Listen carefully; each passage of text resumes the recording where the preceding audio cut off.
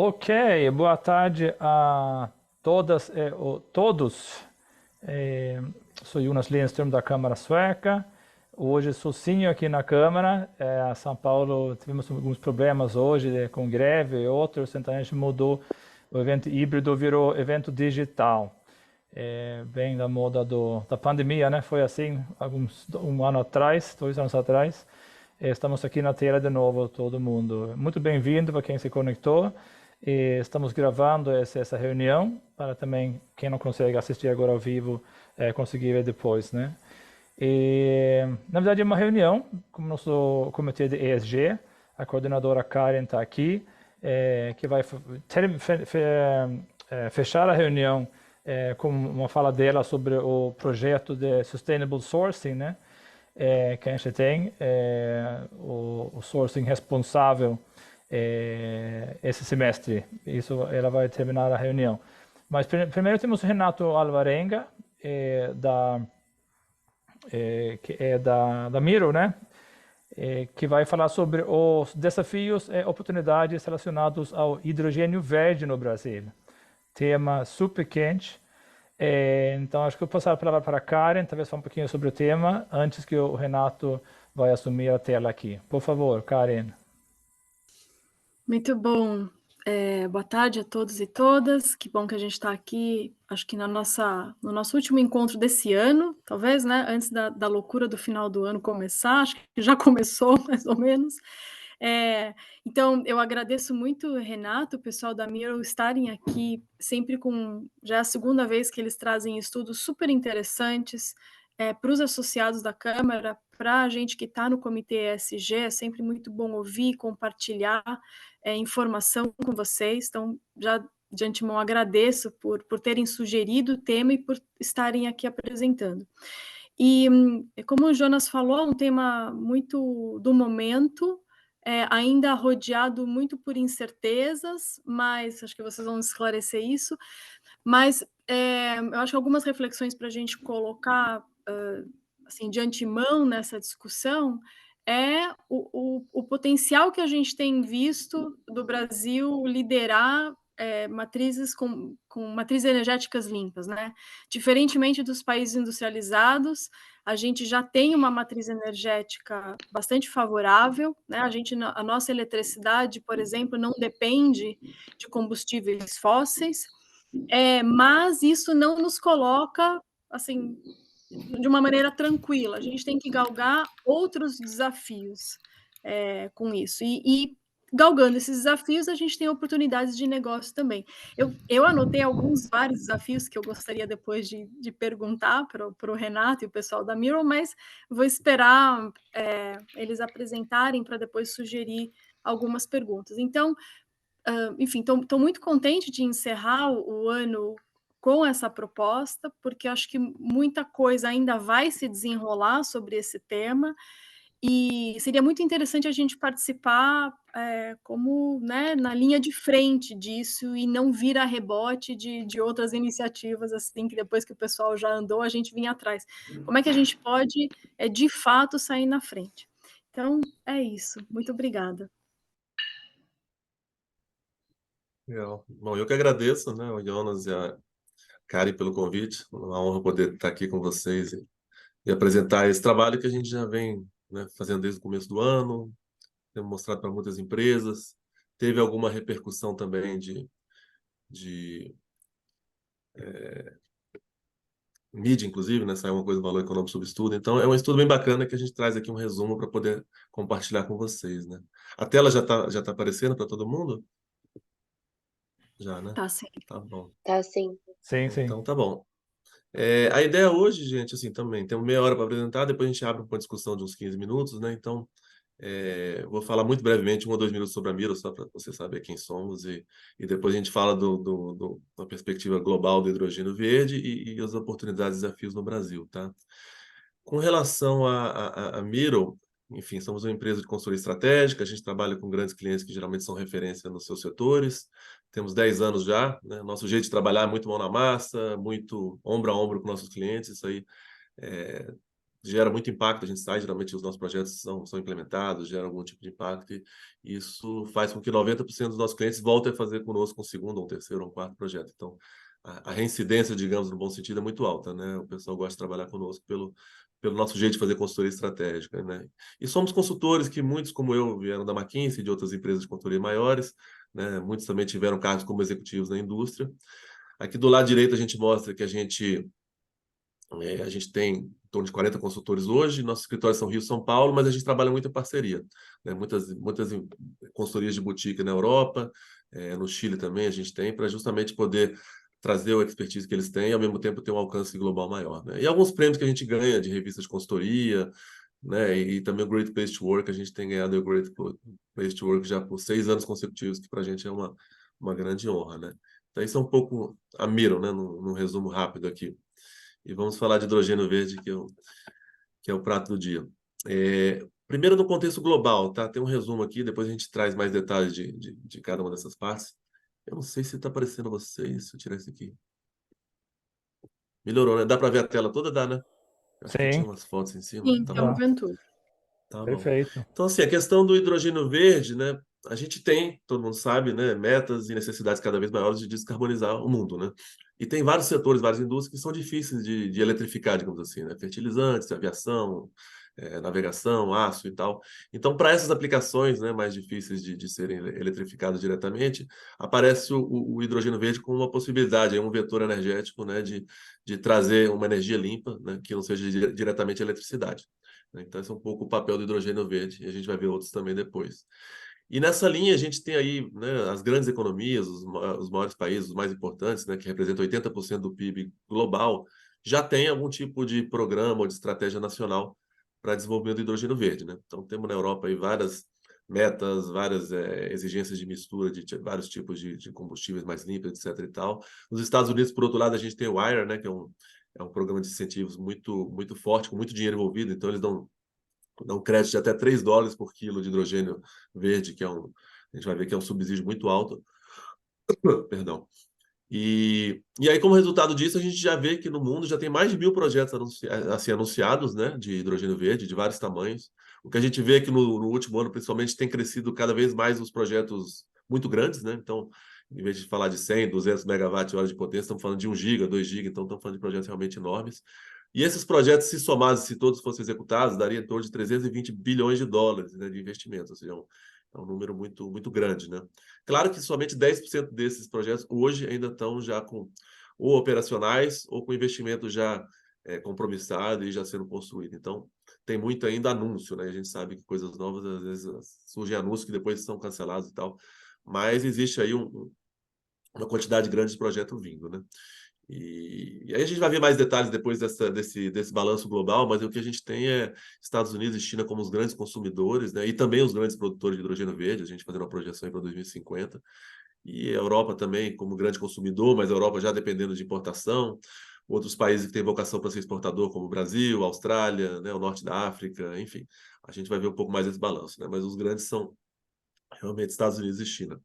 E aí muitos players, né, em óleo e gás, no setor elétrico, setor químico, estão se posicionando, né, com esses projetos todos anunciados e querendo ser pioneiros e líderes nessa indústria que está nascendo, né? O desafio grande é a gente realmente ganhar a escala que a gente imagina que isso vai ganhar até 2030, para que o preço, né, o custo do hidrogênio verde, que é muito alto hoje, está na faixa aí de 4 a 6 dólares por quilo, baixe para 1 a 3, ou seja, isso aí pode cair 2 a 3 vezes em 7 anos. Essa é a projeção. Perdão, que agora a garganta deu uma coçada aqui. Bom, assim, como nem todo mundo acha que conhece os conceitos das cores do hidrogênio, né? Acho que é importante assim, ter um pequeno glossário. O hidrogênio, a gente tem o marrom ou preto, né? Que ele vem do carvão, é o mais poluente possível. E a gente tem depois o cinza, que é o que vem de gás natural. Esses dois são, né, contaminados, são poluentes. Infelizmente, representa hoje mais de 80% do consumo global de hidrogênio, né? Mas aí vem os hidrogênios de baixa emissão, que a gente chama, né? A gente tem o azul, que ele é a partir do gás natural, mas ele é com captura de carbono, né? O verde, que vai ser o tema dessa conversa hoje nossa aqui, que basicamente é você pegar energia renovável, seja principalmente sol e vento, e fazer a eletrólise da água para separar o hidrogênio do oxigênio, e a partir daí você tem o hidrogênio verde, né? Ele vem de uma fonte limpa, de uma energia elétrica limpa, né? O rosa é similar, mas ele vem da energia nuclear, e o MOS, né, que é o musgo, ele vem de biomassa. É importante notar que a gente vai dar um foco aqui no verde, que é o que tem mais aparecido no mundo, e no Brasil também, mas o Brasil também ele tem aqui uma vocação também, se necessário, de produzir o hidrogênio musgo, né, a partir de biomassa, já que nosso país tem muito papel e celulose, cana-de-açúcar, esse tipo de coisa. Tá? Então, isso aqui para explicar um pouco aí o que é o hidrogênio verde. Bom, aplicações, né, do hidrogênio verde, do hidrogênio em geral, né? Ele pode ser usado para gerar energia, se a gente pegar aqui no lado esquerdo, né? Claro que o Brasil não precisa disso, porque ele já tem energia limpa, mas países que não têm poderiam importar amônia, o hidrogênio verde em alguma das suas formas e gerar energia. Então, ele acaba sendo um vetor para distribuir energia. Você pode exportar, né, energia, basicamente. Você bota isso num navio como amônia e manda para a Europa. Você pode usar ele também como uma fonte de armazenamento, né? Uma forma de armazenamento. Então, você tem um lugar que tem muita insolação de dia, por exemplo, você pode gerar um hidrogênio verde para de noite transformar ele de volta em eletricidade, por exemplo, né? No caso mais extremo. Então, essa é a forma mais setor elétrico, digamos assim, né? Setor de energia, de usar o hidrogênio verde. E os usos finais, que são os mais conhecidos, são esses aqui, que estão aqui do lado direito, né? Ou seja, você pode descarbonizar o transporte. O hidrogênio verde certamente vai ter aplicações para transporte pesado de trem, de caminhões, navio, aviões, etc. Né? Seus derivados, talvez. Indústria também, indústria muito intensiva em calor. Você pode, né, usar o hidrogênio verde para gerar esses processos de alta altamente caloríficos, né? Cimento, o ferro e aço. Ele pode ser usado como matéria-prima também, né? No próprio aço ele pode, de alguma forma, substituir o coque. Ele pode ser usado como fonte, como matéria-prima para fazer amônia e ureia, que é um fertilizante, petroquímico em geral. E mais fora do Brasil do que aqui, mas ele também pode ser usado para poder, né, limpar, vamos dizer assim, o aquecimento de prédios, que é o caso de lugares que tem um inverno mais rigoroso. Não se aplica muito ao Brasil, mas que lá fora é super importante. Então o hidrogênio verde ele pode ser usado nessas várias aplicações, né? E para que isso aconteça, e como eu falei um pouquinho no começo, a gente tem aí os países já com, né, esses países aqui, azul mais escuro, já com algum tipo de estratégia, o Plano Nacional de Hidrogênio Verde, né? Então, você vê toda a América do Norte, Europa Ocidental, mesmo China, Japão, Austrália. Então, tem um movimento aí das grandes economias de já ter um marco regulatório que permita que essa indústria floresça, né? No Brasil, a gente tem vários projetos de lei, inclusive hoje tem uma comissão especial de transição energética que está justamente fazendo a última votação lá do projeto que vai para o plenário da Câmara, né, que seria o marco legal do hidrogênio verde no Brasil. Na verdade, eles falam hidrogênio de baixa emissão, né, que poderia ser tanto o verde quanto o azul, por exemplo, né? Então, a gente tem esse projeto de lei. Existem outros projetos de lei também que já estão na Câmara, tramitando, seja Senado ou Câmara. Um deles é o mercado de carbono regulado, né, que isso aí indiretamente vai gerar uma pressão para a adoção do hidrogênio verde.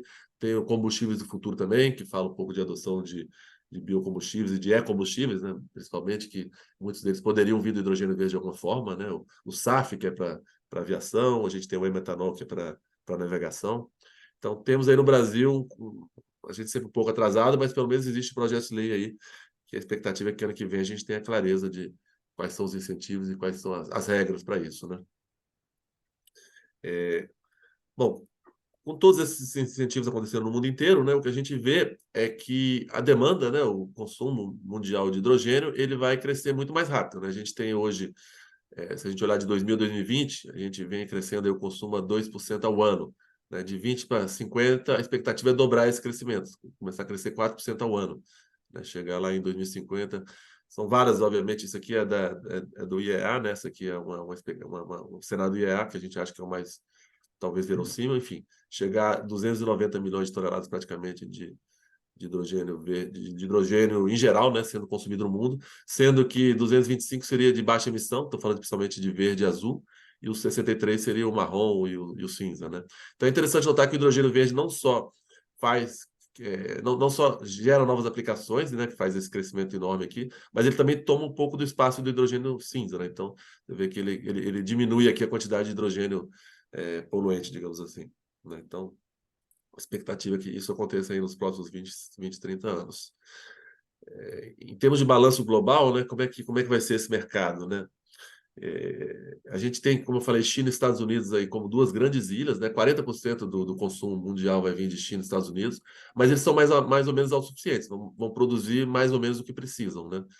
Já a Europa, por exemplo, que tem um consumo muito grande, a gente vê que metade do consumo dela, que é esse lado de cada barra, vai vir de importação, né? E quem que vai suprir a Europa? Vai ser a América Latina, principalmente o Brasil, o Chile também, né? O Oriente Médio, a gente tem também aqui o norte da África, que são regiões mais próximas, né? Lá no Oriente Extremo, a gente tem outros dois grandes importadores, que é Japão e Coreia, né? Que realmente não tem como produzir, não tem muito espaço, não tem muita fonte, mas eles vão provavelmente comprar da Austrália, que está mais próximo. Então, esse seria mais ou menos o balanço global aí, se a gente olhar para 2050, né? Que esse gráfico aqui é daqui a quase 30 anos. Falando um pouco né, dos desafios e da expectativa de preço, né, para o hidrogênio verde se tornar competitivo, porque, como eu falei, hoje ele custa praticamente o dobro, né? Se a gente olhar essa curva aqui, a curva de cima aqui é hidrogênio verde, essa curva aqui no meio é do azul, e essa mais de baixo aqui é do cinza, né? Então a gente vê que o hidrogênio verde é muito mais caro do que o azul e o cinza, principalmente, que é o hidrogênio mais usado ainda, né, de gás natural. Mas, por outro lado, o hidrogênio verde é o que tem maior queda, né? Até 2030 a gente tem aqui uma queda muito acentuada, né, no custo, né, no preço que esse hidrogênio verde vai ter. Então, a gente chega em 2030 já com valores mais ou menos competitivos. Se a gente olhar aqui a parte de baixo da faixa, já estamos falando do hidrogênio a 1,3, o verde, contra, né, praticamente 1 do azul, e o cinza a 0,5, sendo que aqui não está incluído crédito de carbono, né? Se você olhar as regulamentações de compensação de crédito de carbono, né, certamente quem usa o hidrogênio cinza vai ter que pagar, vai ter que comprar um crédito de carbono, e com isso esse 0,5 vai subir aí para 0,7, 0,8, 0,9. Então, a gente já começa a ter praticamente um empate técnico aqui em 2030, né? Isso dado, né, considerando que vai ter um ganho de escala, vai ter mais fábricas produzindo grandes eletrolisadores, né, cada vez maiores, com maior ganho de escala, a eficiência desses eletrolisadores vai aumentando também com o tempo, a própria energia renovável ainda tem espaço para diminuir o custo dela, né, a eólica solar. Então, considerando todos esses fatores, a gente entende que em 2030 vamos ter um hidrogênio verde que já talvez nem precisa mais de subsídio, né? Mas para chegar lá, a maioria dos governos já está considerando algum tipo de incentivo, né? Porque uma coisa é olhar para 2030, outra coisa é você estar aqui hoje, ainda não é viável. Então, você precisa de algum empurrãozinho, de algum incentivo, né? Algum tipo de coisa que faça com que já hoje essa indústria comece a existir para que ela justamente ganhe escala, né? Esse é o grande desafio. Falando um pouco de Brasil, então, né? Tá dando para ouvir bem, gente? Eu acho que sim, né? Eu não estou vendo ninguém aqui. Não sei se tem Sim, alguma tá mão perfeito, levantada. Renato. Sim. Tá Perfeito, Tá Renato. bom. Vamos falar aqui mais uns 10, 15 minutos e a gente abre para as perguntas, então. Falando um pouco de Brasil, então, né? As oportunidades que a gente tem no nosso país. Como talvez vocês estejam vendo por aí nas notícias e tudo, o Brasil ele é muito competitivo em energia limpa, né? Ou seja, a gente tem aqui muito sol, a gente tem muito vento, né? No Nordeste principalmente. A gente está entre os maiores produtores, tanto de solar quanto de eólica do mundo, então a gente tem energia limpa em abundância, né? Diferente da maioria dos outros países do mundo. A gente tem uma rede, né, interligada, uma rede nacional aí que interliga praticamente o país inteiro, tirando algumas regiões do norte. E a gente tem, né, para a energia elétrica, a gente tem um marco regulatório, uma segurança, uma estabilidade jurídica que é relativamente alta, né, comparado com países, sei lá, do norte da África, do Oriente Médio e tal. Então, a gente tem aqui um sistema que funciona relativamente bem, né? E com isso, a gente tem uma energia que custa em torno de $39 o megawatt-hora, podendo cair para 30 nos próximos 7 anos, né? Estamos falando aqui principalmente de eólica e solar, né? Isso é um valor bastante competitivo. Para o hidrogênio, a gente precisa também, como eu falei lá atrás, de água, né? Porque a gente faz a eletrólise da água a partir da eletricidade. Então, o Brasil também, né? Tirando algumas regiões aí do Nordeste e tudo, tem uma certa abundância de água, tem inclusive mar, poderia dessalinizar água salgada.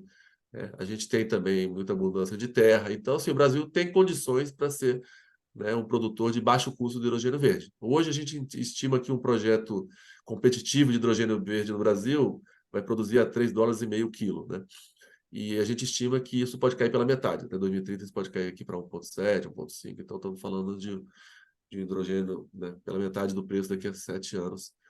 E muito do que está sendo falado no Brasil também está sendo falado, e vários projetos estão sendo anunciados em alguns portos, né, como, por exemplo, Pecém, né, no Ceará, que já tem, inclusive, alguns benefícios fiscais. Né? Tem Açu também, tem Suape, em Pernambuco. Então, tem portos que já têm uma vocação natural ali e algum tipo de benefício para começar a produzir e, inclusive, exportar o hidrogênio verde. Né? E o que a gente vê é isso, né? A maioria dos projetos anunciados, a gente vai ver depois no mapa, eles estão na costa, né? Então, eles já estão preparados de alguma forma para exportar o hidrogênio verde.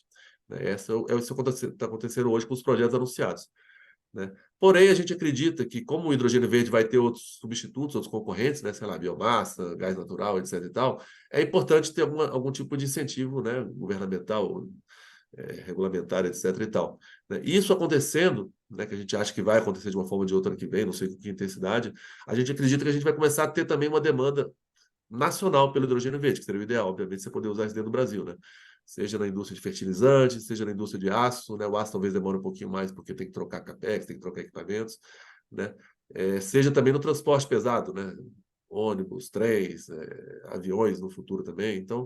Então existe um potencial ali latente, né? De demanda interna também.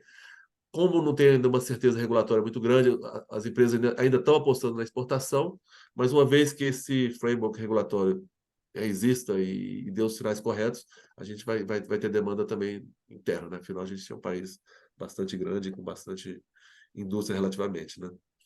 Então, isso é um pouco a visão geral do Brasil, né? A Karen falou no começo da apresentação, né, do Brasil ser um país de energia limpa, e é isso mesmo, né? A gente olha aqui o que foi gerado em 2022, né, aqui no Brasil como um todo, ano passado, 91% da energia gerada no nosso país, energia elétrica, né, é renovável, né? Então, basicamente, estamos falando de hidráulica, eólica e solar, né?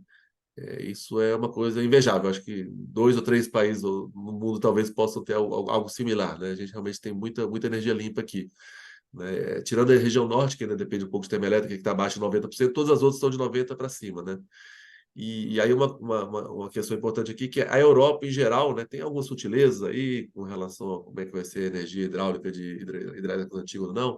Enfim, tirando algumas sutilezas ou outra, em geral, a regra da União Europeia é que a energia tem que ser no mínimo 90% limpa para que seja considerado o hidrogênio verde. Né? Então, a gente já tem isso. Né? Se não tiver nenhum tipo de racionamento, falta de chuva e ter que ligar mais termoelétrica nos próximos anos, a gente já está ali dentro da faixa dos 90%. Então, a rigor, a gente poderia dizer que se você ligar o eletrolisador na tomada hoje e começar a separar o hidrogênio do oxigênio da água, a gente vai estar gerando hidrogênio verde, né, independente de você ter um parque solar do lado. Você pode usar a rede como ela está hoje, né? Nosso sistema elétrico ele é limpo, né? Então, isso faz com que a gente seja competitivo. Por exemplo, você tem um cara que vai fazer um parque eólico aqui no Nordeste para fazer hidrogênio verde. De dia ele vai usar o parque eólico, obviamente, porque só tem sol de dia, mas de noite ele pode usar a própria energia da rede para que o eletrolisador não pare, né? Porque o ideal é que o eletrolisador funcione 24 horas por dia, né? Para ter ganhos de escala. Olhando um pouco o que tem anunciado no Brasil, né? Dado todo esse potencial do Brasil, a gente já vê aqui um monte de bandeirinhas de vários países, né? Muita gente fora, inclusive, anunciando projetos, né, de hidrogênio verde no Brasil. Né? Mais de 40 projetos já anunciados, a maioria ainda está em fase de conceito, de piloto. Realmente tem pouca coisa implantada, né? Pouca coisa grande, principalmente. Tem um projeto aqui da Unigel que seria um pouco maior, 200 mega, que já está aí no pré-operação, já está operacional. Mas o resto são pilotos de 3 mega, então estamos falando realmente de eletrolisadores muito pequenos. Né? Todo mundo esperando um pouco, acho que a sinalização do que vai vir como marco regulatório. Né? É interessante notar também, como eu falei no momento, que a maioria dos projetos na costa. Né? Tem alguma coisa aqui já em Minas pensando em talvez em fazer fertilizantes, né? Já mais próximo aqui de regiões produtoras de agrícola, né? De Goiás, Mato Grosso, mas a maioria aqui na costa, aproveitando aqui a abundância de sol e vento do Nordeste, os portos que já estão mais próximos da Europa, então tem já essa disposição, mas que poderia ser mudado uma vez que existe a demanda interna também, né? E aí, falando de exportação, né, já que a maioria desses projetos, no primeiro momento, aposta mais na exportação, a gente fez um modelo que, né, a gente estimou o que seria em 2030 o custo de produção de hidrogênio verde no Brasil, né? E aí pegamos também estimativas de outras fontes para vários países aqui. Né? O que a gente vê é que o custo de produção em si, que é esse azul mais vivo aqui embaixo, né, do Brasil, né, como a gente já sabia, como a gente acabou de falar, é muito competitivo. Né? A gente está ali brigando ali muito próximo com o Chile e com a Arábia Saudita, por exemplo, são lugares de altíssima insolação, né? E muito mais competitivos do que, sei lá, Estados Unidos, Austrália, outros países, Argentina, vizinhos aqui. Né? E aí, quando a gente coloca o custo de logística, né, para levar até Roterdã, porque esse preço de 3 aqui é colocado em Roterdã, na Holanda, que é um ponto de referência, a gente chega a 3. Então, a gente aí continua mais ou menos naquele empate, né? Entre Brasil, Chile e Oriente Médio, a gente tem aqui custos muito similares, por isso que a gente acredita que são essas 3 regiões, né, América Latina, um pouco o Oriente Médio e o Norte da África talvez também, que vão suprir a Europa, né? É importante notar também que quando você transporta o hidrogênio verde, o custo quase dobra, né? Você vai de 1,7 para 3, porque a logística aqui, o que é mais pesado, o que custa mais aqui, na verdade, não é o transporte navio em si, né? É a conversão do hidrogênio para amônia, e quando chega na Europa você tem que reconvertê-la de amônia para hidrogênio novamente, porque o hidrogênio como gás, ele é muito difícil de transportar e é muito caro. Então, talvez a forma ainda mais econômica é essa, é transformar em amônia, levar amônia num grande navio cargueiro e lá você reconverte ela. Então, por isso que essa logística aqui envolve também o processo de conversão e reconversão, né? Mas é isso, né? Temos o Brasil aí como, né, um país que, se fizer tudo direitinho, pode ser um dos grandes fornecedores disso aí para o mundo, principalmente para a Europa, né? Olhando a demanda interna, o que a gente vê, né, são indústrias que talvez tenham maior probabilidade de adotar aí o hidrogênio verde no período de 5 a 10 anos, talvez, né? Então, a gente olha aqui a probabilidade de adoção, a gente acha que fertilizante é uma coisa que, né, já no médio prazo poderia ser um uso bastante importante do hidrogênio verde no Brasil, até porque 80% do fertilizante nitrogenado, né, que é o caso da amônia e da ureia como produto final, é importado, ou seja, a gente importa 80% dessa ureia, né, desse nitrogenado. E se a gente usar esse hidrogênio verde, que a gente poderia fazer de uma forma mais ou menos barata, a gente teria um fertilizante não só nacional, mas também verde, né? Ou seja, juntar o útil com o agradável. O aço talvez demore um pouco mais, mas existe uma probabilidade grande que os novos fornos, os novos equipamentos já sejam adaptados para o hidrogênio. Então, isso pode acontecer num prazo um pouco mais alargado. Caminhões pesados e trens, a gente entende que seja o hidrogênio direto ou seja a amônia, que é um derivado direto, poderiam ser usados como combustível aqui, né, para essa carga mais pesada.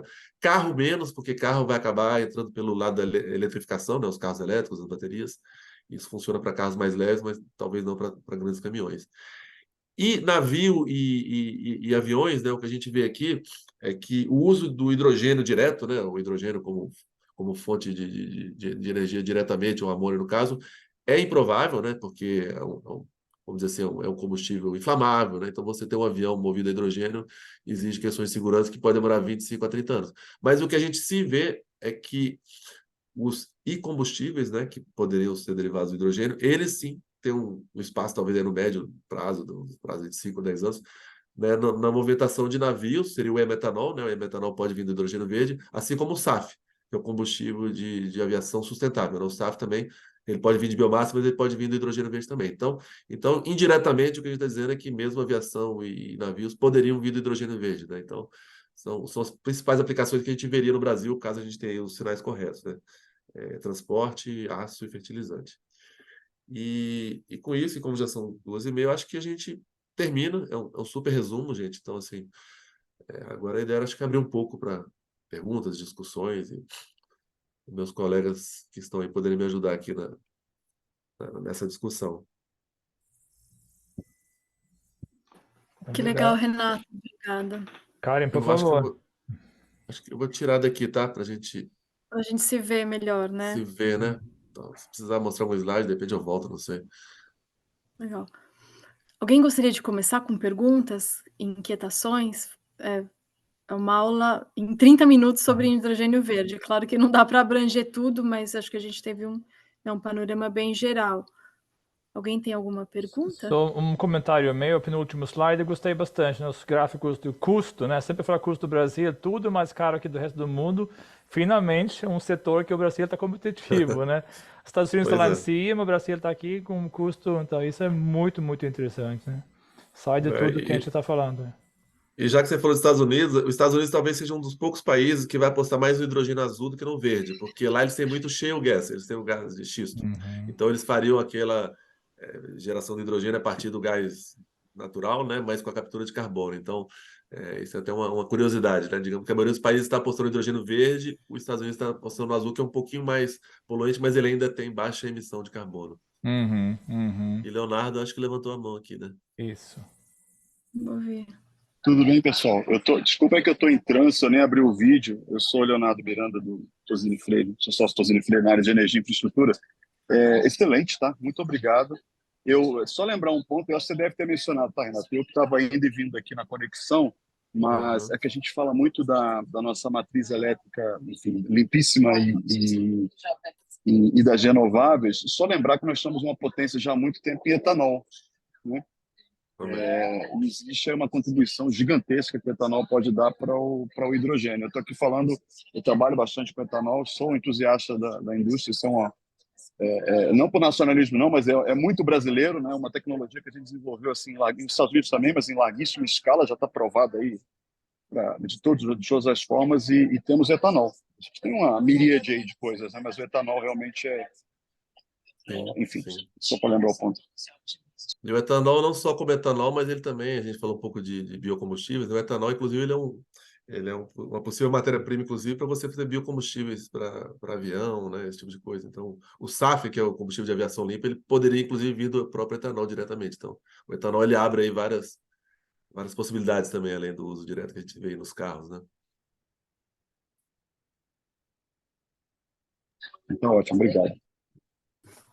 Obrigada, Leonardo, por relembrar aqui do etanol. Acho que vem de encontro com uma questão que eu ia comentar sobre essa transição energética, né? Que me parece, e aí o Renato também pode confirmar, me parece que não existe, né, uma fonte renovável ou um novo combustível que seja assim a bala de prata para a resolução dos problemas, né, das emissões de carbono. Eu estou entendendo que talvez a gente comece a ter aí um leque de combustível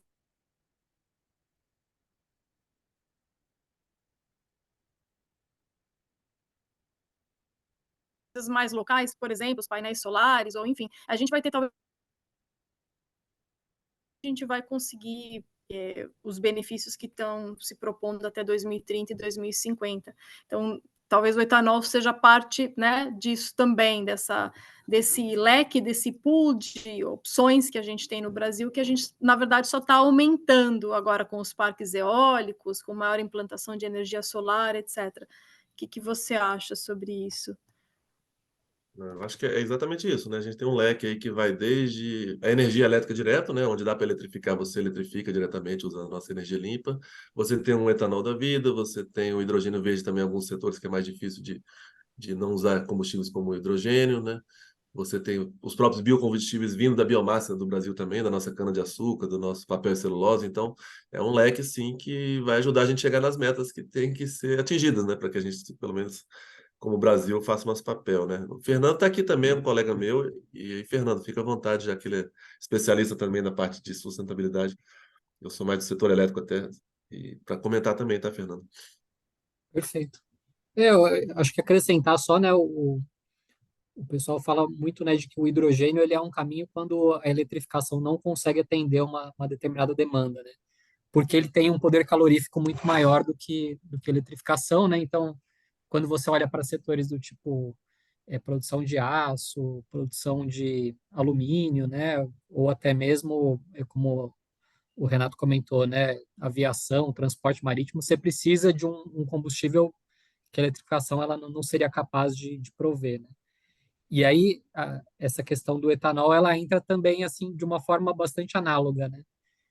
O que o pessoal fala é que tem alguns setores que eles, assim, eles vão ter muita dificuldade de zerar as emissões, né? Que são principalmente aqui o transporte aéreo e marítimo. E aí, nesse caso, né, eles vão ter que recorrer à biomassa, só que o grande problema, assim, a capacidade do mundo de produzir biomassa, ela é limitada. Então, o que o pessoal fala é que você vai ter que meio que reservar, né, o seu estoque de biomassa para essas soluções, esses segmentos da economia que eles não vão ter muito para onde correr, né? E Uhum. aí o Brasil tem uma vantagem super importante, né? Porque o preço aí vai decolar e o Brasil pode se beneficiar muito disso. Que bom. Olha, temos uma pergunta aqui do Paulo Vitor sobre o transporte. Se você puder falar um pouquinho de novo, Renato. O Paulo viu alguns projetos de navio, que alguns projetos de navio foram abandonados pela complexidade do transporte. Então, você estava mencionando a questão da mudança para amônia e depois para a conversão de novo para o hidrogênio. É por aí? Essa conversão é mais para transportar, né? Agora, o uso como combustível de navio, geralmente o que poderia vir do hidrogênio verde é o e-metanol, né? E a questão do metanol no Brasil também tem alguma questão de segurança. No Brasil tem algumas restrições para uso interno, por exemplo, de metanol, devido à segurança, porque ele é um produto altamente tóxico, né? Então, não sei se é essa complexidade talvez que o Paulo Vitor esteja falando, mas tem sim projetos, né, principalmente fora do Brasil, para as grandes rotas transatlânticas e tal, ou transoceanos, não sei como é que diria, de usarem de alguma forma o metanol, principalmente, que é um derivado aí do hidrogênio verde, né, misturado depois com carbono e tal. Não sei se era isso, Paulo Vitor, que você estava falando. Que tipo de complexidade que você tem visto, talvez? Ele está no chat, a gente pode aguardar um pouquinho. Ele está no chat, né? Comentar. Enquanto talvez ele responda aí um pouco mais sobre a questão do transporte, eu tenho duas perguntas. A primeira, muito entusiasmada, assim, dá um entusiasmo ver a quantidade de investimento que você mostrou, né? Esses projetos ainda em uma escala pequena, uma escala piloto, mas que tem aí o potencial de alavancar, e eu também tinha lido sobre o que o Fernando mencionou, o poder calorífico do hidrogênio é uma coisa estrondosa, assim. Agora eu não vou lembrar do número corretamente, mas sei lá, se o diesel tem uma coisa assim, uma potência de combustão 5, o hidrogênio tem uma coisa tipo 50, né? Assim, é muito maior, é uma coisa. Então, com um pouquinho de hidrogênio, você gera muita energia, né? Então, dá um entusiasmo assim e ainda uma energia limpa, enfim. Então, minha primeira pergunta é, a partir desses pilotos de investimento que a gente está vendo aqui no Brasil, corremos o risco da regulação patinar, atrasar, sair pela tangente, ou alguma coisa assim que atrapalhe essa movimentação? É uma caixa preta, né? Claro que sempre pode atrapalhar, mas a gente está relativamente assim otimista Estamos olhando o indo que já bem, existe, né? estamos indo Porque assim, estamos indo no tem 3 ou ritmo. 4 projetos que estão lá, né? Agora o problema é a morosidade do Brasil, que depende, por exemplo, esse projeto que está saindo da Comissão de Transição Energética hoje, que deve ir para o plenário, ele é um projeto que eu dei a lida na minuta e me parece muito interessante. Ele cria quem vai ser o regulador, que é a ANP, ele diz que você tem que tem alguns, ele já fala de incentivos, de tirar o PIS e COFINS para alguns equipamentos para a cadeia do hidrogênio verde, depreciação acelerada, e fala inclusive de algum tipo de subvenção, de alguns tipos de pequenos leilões para poder, como é feito na Europa hoje, você de alguma forma ter algum tipo de quase subsídio mesmo para poder fazer o hidrogênio, que ainda é mais caro hoje, né, ficar mais competitivo. Agora, isso vai para o Congresso, né, vai para a Câmara primeiro, vai para o Senado, e pode ser altamente mudado, inclusive quando você fala de subsídio, porque subsídio no Brasil a gente sabe que está cheio já. E a gente está no momento de austeridade fiscal. Então, alguns incentivos podem cair pelo caminho. Mas eu acho que se ficar uma parte boa deles, já é melhor do que a gente tem hoje, que é nada, né? E qualquer ajuda, a gente tem um hidrogênio que já é $3,50, qualquer ajuda aí que vá para 2 e pouco, já começa a fazer um certo sentido, né? Até porque a Europa também subsidia na hora de comprar lá. Então tem um certo otimismo de que ano que vem vai existir um marco mais definitivo, mas sabemos que as coisas podem demorar, às vezes, 1 ano, 2 anos, e que podem ser completamente deformadas, né? Um projeto de lei que às vezes parece bom pode mudar muito. Mas eu acho que não, acho que tem uma vontade do próprio Arthur Lira dessa questão da agenda verde, né? Ele está botando isso aí como prioridade, ele tem falado muito disso. Então, esperamos que ano que vem a gente tenha algo. Muito bom, isso é animador. A minha segunda pergunta vem de uma fala que eu escutei ontem do pessoal do Ministério de Ciência e Tecnologia, e tenho a tendência a concordar. Eles falaram assim, né, o Brasil não vai se desenvolver exportando vento e sol, para falar. E aí eu acrescentaria, o Brasil não vai se desenvolver necessariamente se a gente criar mais uma commodity, como a gente já tem, né, a soja, os minérios, papapau, que, gera uma quantidade enorme de dinheiro, ótimo, mas que em vários momentos, né, esses recursos não chegam na população, não chegam na questão do desenvolvimento, de bem-estar, oportunidades, etc, etc. Existe alguma coisa que você tem visto aí na pesquisa que indica alguma questão de maior valor agregado, alguma potencialidade da gente não exportar commodities a baixo custo e sim exportar um produto que de fato possa beneficiar uma parcela maior da população? A pergunta de $1 milhão, não sei se tem resposta nesse momento. Não, mas assim, acho que tem uma resposta, né? Que se a gente for exportar, como muitos projetos estão hoje fazendo, porque não tem uma garantia de que isso pode ser usado no Brasil, a gente vai estar, de uma certa forma, mandando commodity. Mas uma vez que a gente tenha, né, incentivos para a indústria de fertilizante ou de aço e tudo, a gente começa a ter um produto de maior valor agregado, né? Você pode, inclusive, fabricar o carro aqui ou mandar o aço, talvez, para uma empresa europeia que quer fazer um carro com aço verde. Então, algumas aplicações de nicho, inclusive, mesmo com esse preço mais alto do hidrogênio, são poucas, acho ainda, mas poderiam já, né? Sei lá, uma empresa Apple de celular e quer ter alguns componentes, a parte de ferro, o que quer que seja lá, já verde. Ele poderia estar disposto a pagar um prêmio por isso, né? Mas eu acho que a grande chave aí é realmente você ter um marco regulatório e algum tipo de incentivo que faça com que a demanda nacional apareça. Porque é isso, o cara que planta soja, ele vai olhar para o hidrogênio, para o fertilizante verde e vai falar, poxa, esse aqui é mais caro. Eu não vou pagar mais caro, porque a minha soja lá fora é uma commodity. Então, se eu pagar mais caro, eu vou ter desvantagem com relação ao meu competidor, né? Mas uma vez que você cria realmente, né, mecanismos aí para que essa mistura seja aos poucos e algum tipo de incentivo, você não atrapalha a competitividade da soja e você tem uma soja verde. Também não é o ideal porque é um commodity, mas aí você poder transformar essa soja em algum alimento, e aí mandar um alimento, entendeu? Então depende de tudo como a gente deslancha a nossa demanda interna, né? Eu acho que é por aí o segredo, para a gente não ser um simples exportador da amônia, no caso, né? Tem um ponto adicional aí, Renatão, que eu colocaria, tem se discutido muito esse movimento que o pessoal chama de power shoring, né?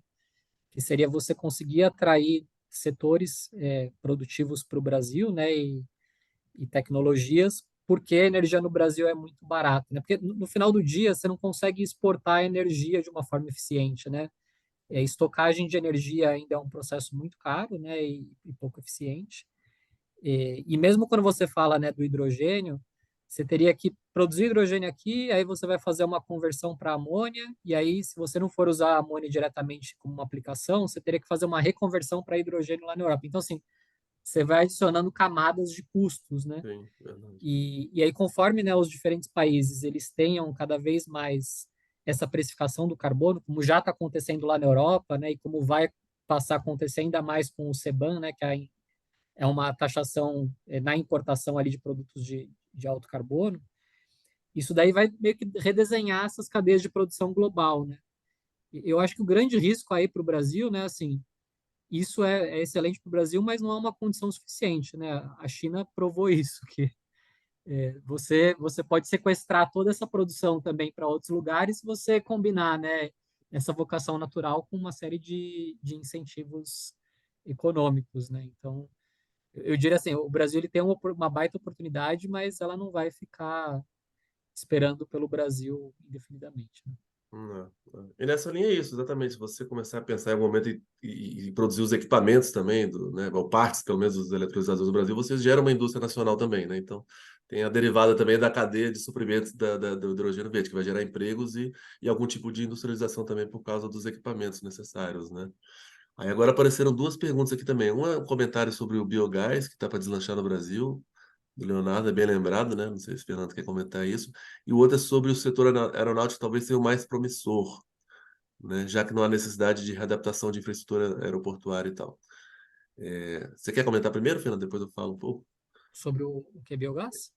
Tem o do biogás e depois uma questão de se o setor aeronáutico é mais promissor do que os demais, porque você não precisa readaptar nada, você pode usar o combustível de aviação usando a mesma infraestrutura de tanques e de etc e tal, né? Uhum. Tá aqui no chat, não sei se você consegue ver. Eu diria que assim, né, de biogás, sim, né, o Brasil tem um baita potencial, né,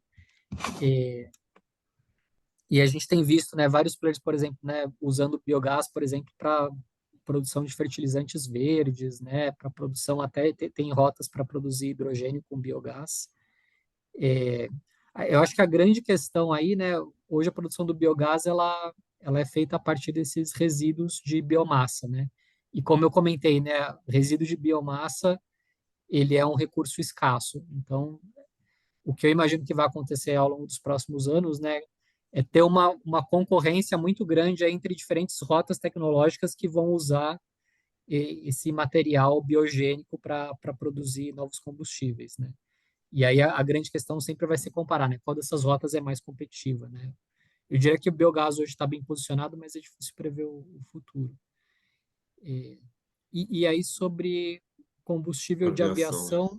aviação, o que a gente vê é que assim, existem diferentes rotas para você produzir SAF, né, que é o combustível de aviação. Uma delas é o chamado eSAF, né, que é a produção a partir de hidrogênio e CO2, né? Só que hoje essa rota ela tá pouco madura ainda, né? Tem outras rotas que elas oferecem um preço mais competitivo. Acho que aí o Renato vai poder comentar até melhor do que eu. É. Não, acho que assim, o que o Jorge colocou aqui faz todo sentido, né? Assim, o SAF ele é um drop-in, né? É um combustível que você põe no tanque do avião e ele funciona como se fosse uma querosene de aviação normal. Então, tem essa vantagem realmente, não tem que mexer em tanque e todo o sistema de infraestrutura do aeroporto, por exemplo. Mas o SAF ele ainda é umas 3 vezes mais caro do que o combustível, a querosene. Então, tem uma questão aí econômica que talvez demore até mais do que 6 ou 7 anos, que vai exigir algum tipo de incentivo, algum tipo de subsídio no meio do caminho, se você quiser realmente que a aviação migre para ele. Então, em termos de infraestrutura, ok, mas em termos de tecnologias, né, é que o Fernando falou, tem muitas tecnologias que não estão muito maduras ainda para produzir o SAF, né?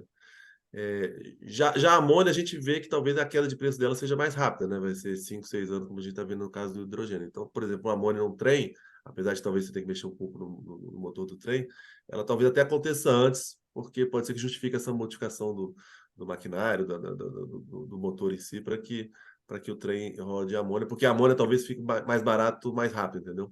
Então, tem esse trade-off aí entre você ter que mexer em CAPEX e estrutura, que obviamente mexe em custo também diretamente, e você ter uma tecnologia talvez um pouco mais madura e mais eficiente, como talvez seja o caso da amônia, sobre o caso né, que poderia ser usado em caminhões também, não sei, ou células de combustível de hidrogênio, né?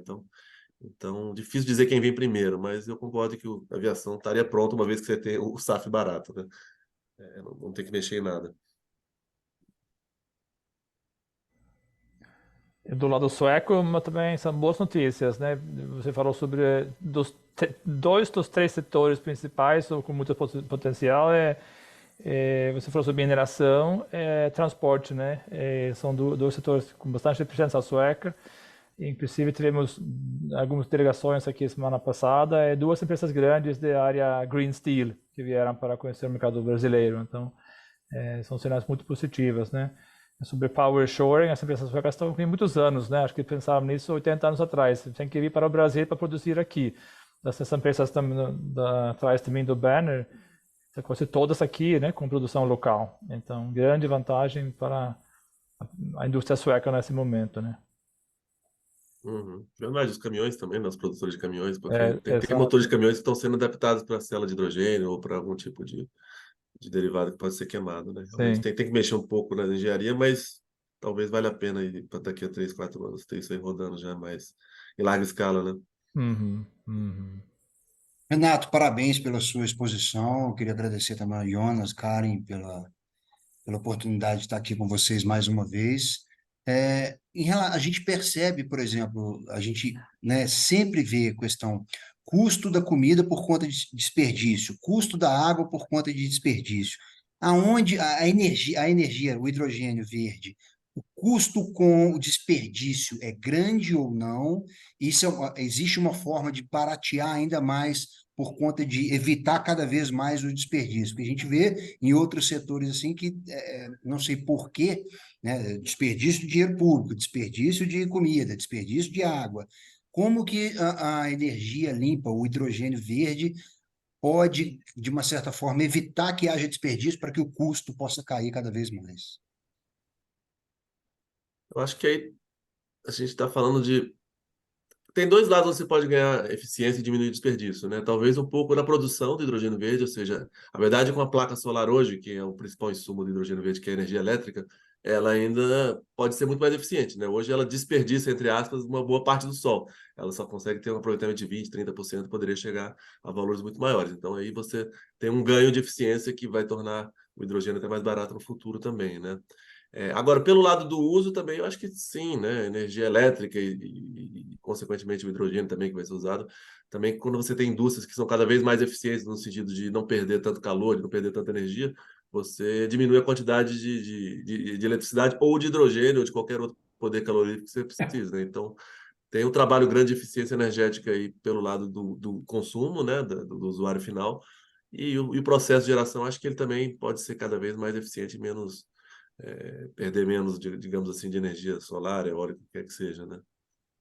Acho que é por aí um pouco a resposta. Renato, Franz Buffalo falando, aí está classificado Kátia como a minha mulher. Renato, a minha colocação é a seguinte: foi publicado recentemente um plano mundial na realidade, é um mapeamento de investimentos em combustíveis fósseis nos próximos anos, da ordem de 4 trilhões de dólares. Inclusive, a própria Petrobras, ela publicou recentemente o relatório de investimento dela para os próximos anos, de 7 bilhões, sendo que 11% somente vai ser em energia renovável e 89% em combustível fóssil. A minha questão é a seguinte: como que essa equação e todo esse afã de exploração de opções fósseis, que são muito abundantes, haja visto os relatórios da Shell, por exemplo, e de outros, como isso contrabalança com aquilo que a gente está falando? É o que a gente viu também no slide quando você as cores do hidrogênio, né? 80, Sim. na verdade 90, né? Porque tem outros que é subprodutos, hidrogênio sub outros subprodutos também que são, ou seja, 90%, 90 e tantos por cento ainda é de combustível fóssil, né? Se a gente olhar a energia como um todo, como ela é usada, o hidrogênio principalmente. Então, assim, não tem jeito, é regulamentação, é meta, é cobrança de compensação, tendo que comprar crédito de carbono no mercado. Vai ser a forma de que cada vez esse 11% que a Petrobras realmente publicou semana passada se torne daqui a pouco 15, 20, 30, 40 e em algum momento seja a maioria e não a minoria, né?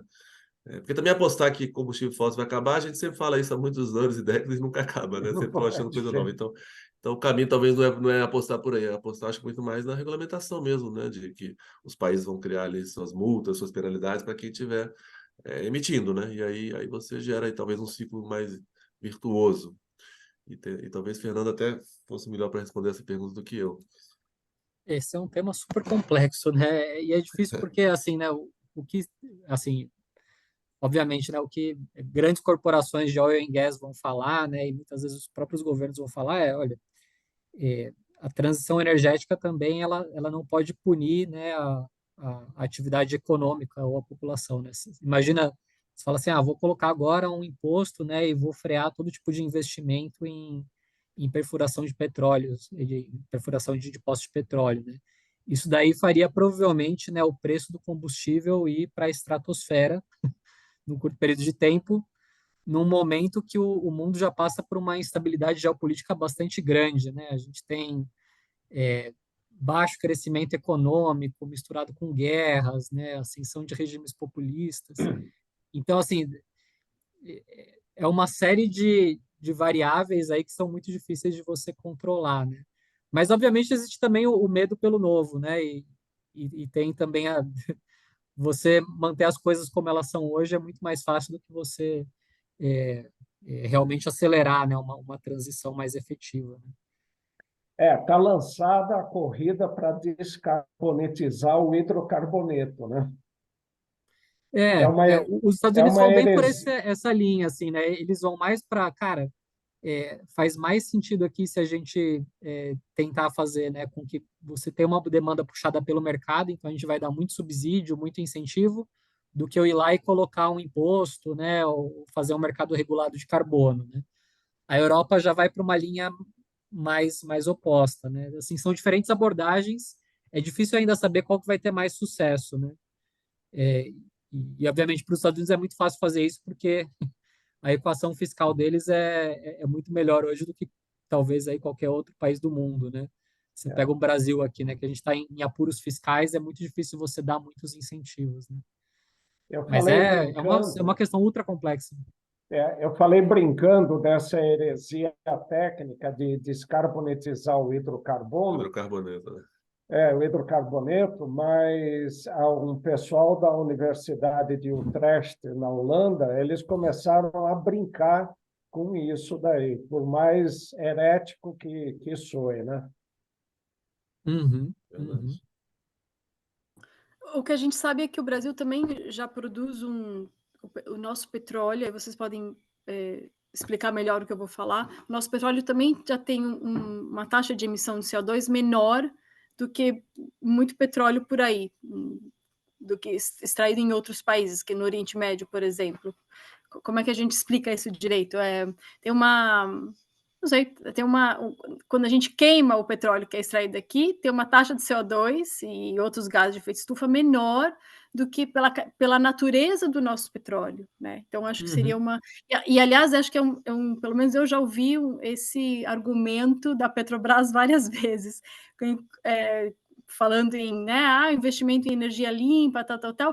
Aí a Petrobras recorrentemente fala assim, não, mas o nosso petróleo já é um petróleo mais limpo, já é um petróleo que emite menos, enfim. Então, e também tem uma outra estratégia que é o melhor litro de combustível utilizado é aquele que você pode utilizar na menor quantidade possível, né? Então, Sim. acho que junto com essas estratégias, repensar a indústria do petróleo em usar menos, não acabar, mas usar menos, e Sim, usar, sim. né, um outro tipo de combustível fóssil com uma taxa menor de emissão de gases de efeito estufa, também acaba sendo um caminho.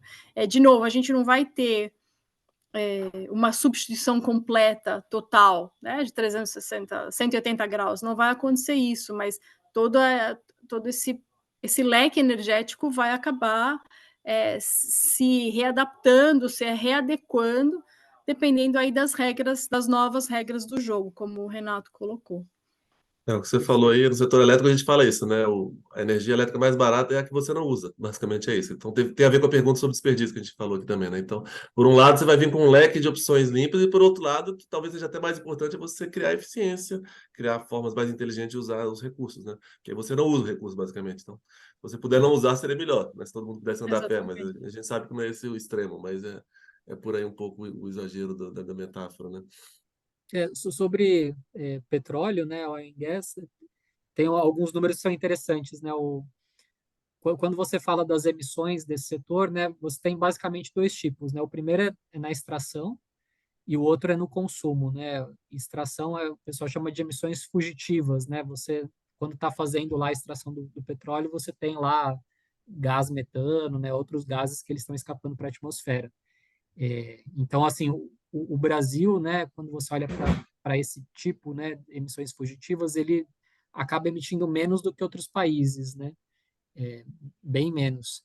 A dificuldade é que, assim, quando você olha para o total de emissões, né, um quarto, basicamente, são essas emissões fugitivas, né, nesses processos venting e flaring, e aí 3/4 são no consumo. E aí consumo, não importa de onde você tira, é mais ou menos tudo parecido, né? Então, acho que esse é o grande desafio, né? Assim, é o que vocês estão falando, né? Você tem que, de alguma forma, consumir menos, né? Mas, ao mesmo tempo, você não pode simplesmente parar de fazer extração de petróleo, senão o preço ele vai lá nas alturas, né? O ideal seria, de alguma forma, você taxar essas emissões e aí, com esses recursos que você vai captar, você investe nessas tecnologias emergentes que elas ainda são, em alguns casos, né, comercialmente pouco viáveis, né? Mas, em algum momento, elas vão se tornar viáveis. Nossa, gente, já passou 1 hora. Você imagina, Então, vamos Karen? tomando o tempo da Karen. Eu fiquei chateado aqui porque ela Essa, queria 10 minutos. A essa hora foi discussão foi boa. boa, né? Muito Foi boa. excelente, Adorei. a Foi discussão meia foi hora foi excelente. meia hora de discussão aqui, mas enfim. Muito boa. E acho que tem muito a ver com o que a gente está fazendo, principalmente nessa questão que a gente estava mencionando, dos produtos feitos aqui no Brasil, já tem uma certa vantagem, vão ter ainda mais, né? Então, isso na hora de exportar para os demais países, ou na hora...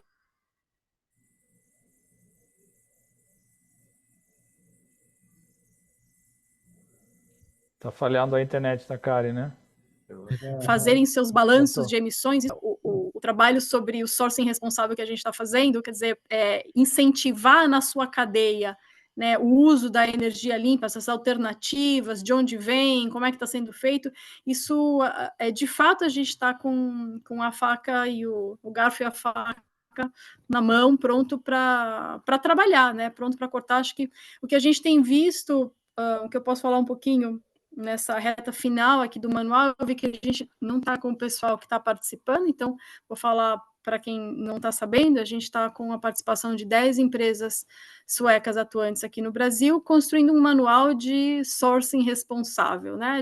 De olhar para suas cadeias de suprimentos, e a lógica é, se todo mundo sugerir, obrigar que os seus fornecedores e os fornecedores dos fornecedores tenham condutas mais transparentes, éticas, sustentáveis, etc., a gente consegue cadeias muito mais limpas, muito mais justas e assim por diante.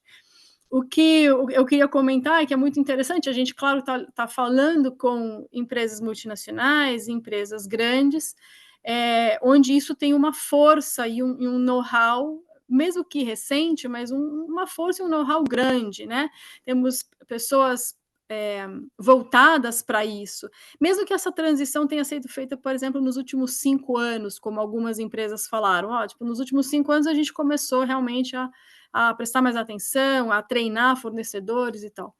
E um comentário que eu queria fazer é, eu tive pela Câmara numa conferência do Instituto Ethos na semana passada, onde teve um painel sobre suprimentos responsáveis e cadeia de valor, que eu achei muito interessante, e 2 empresas grandes falando, e, de novo, mostrando, né, todo o seu esforço e os resultados positivos que vêm dessas iniciativas, algumas dificuldades que têm que ser superadas, mas a coisa anda e os resultados são bons.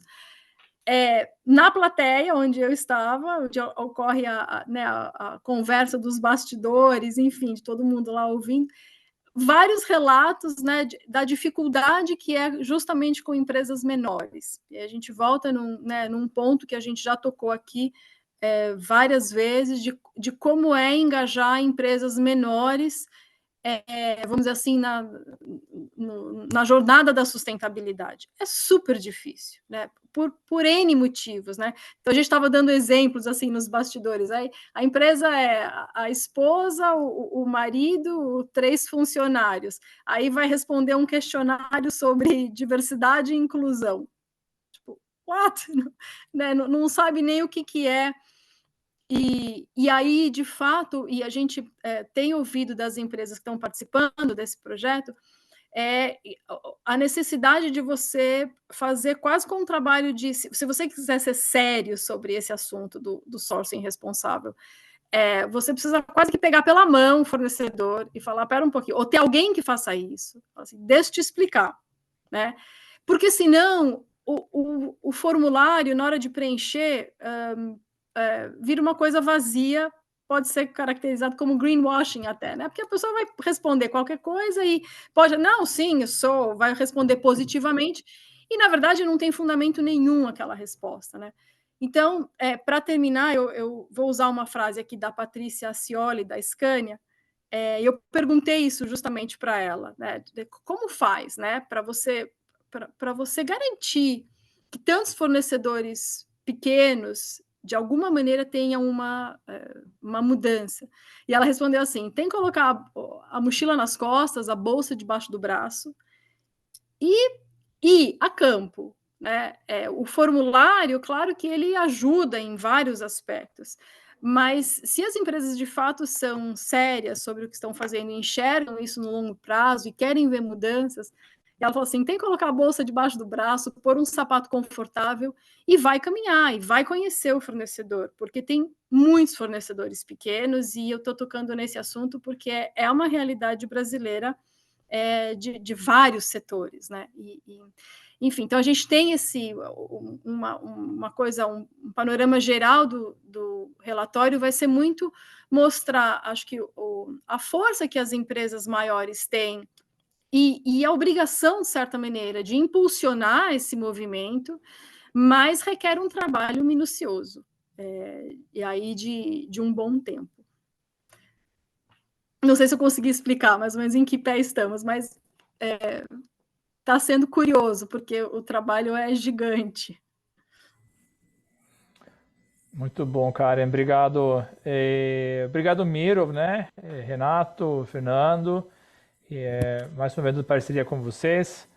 E você falou sobre a apresentação, Renato. Você vai compartilhar? Pode mandar para a Eu mando o câmera? PDF agora para você já, e você já pode compartilhar com o pessoal todo. Perfeito. A gente manda Tá bom. para quem participou, quem tinha feito a inscrição, né? Muito obrigado. Uhum. Parabéns mais uma vez. E a Karen, como você falou, acho que essa foi a última reunião do ano, né? Temos agenda para início de 2024 ou ainda não? Tá ligando o som? Temos o lançamento do manual, com certeza. Tá. Acho que já vamos trazer novidade, se possível num evento com bastante gente, né? Acho que está todo mundo mais renovado no começo do ano. Ainda vários ajustes para fazer no manual, na consulta com as empresas, mas acho que essa agenda do começo do ano vai ser trazer isso e envolver, né, outras empresas, a gente divulgar isso como um trabalho aqui da Câmara, talvez com as outras câmaras, mas a ideia é, acho que spread the word, assim, do que essas empresas estão fazendo aqui, que é bastante interessante. Perfeito, obrigado. E dia 15 de dezembro, uma sexta-feira, vamos organizar um almoço final do ano. Então, todo mundo bem-vindo. Tem mais informações no nosso site, tá? Espero ver vocês todos aqui no restaurante Tui, em Jardins. Acho que isso por hoje. Obrigado mais uma vez, Renato, parabéns. Fernando. Obrigado, Jonas, e obrigado, Karen. Foi ótimo, foi uma honra. Maravilha, obrigada, Miro. Até uma próxima com mais uma pesquisa interessante que vocês vão apresentar para a gente. Agradeço a presença de todo mundo.